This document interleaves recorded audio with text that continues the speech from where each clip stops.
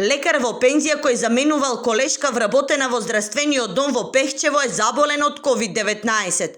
Засега нема точни информации како докторот се заразил, но се претпоставува дека со вирусот се инфицирал од шоферот во брзата помош во Пехчево, информираат од тамошната епидемиолошка служба. Докторот е со лесна клиничка слика. Иако неговата здравствена состојба е стабилна, тој е хоспитализиран на инфективното оделение во Штипската болница. Од денеска е регистриран и прв случај на заболен во Делчево.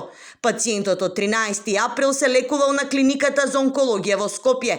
Во понеделникот му е направен тест и по позитивните резултати од вчера е префрлен на инфективната клиника.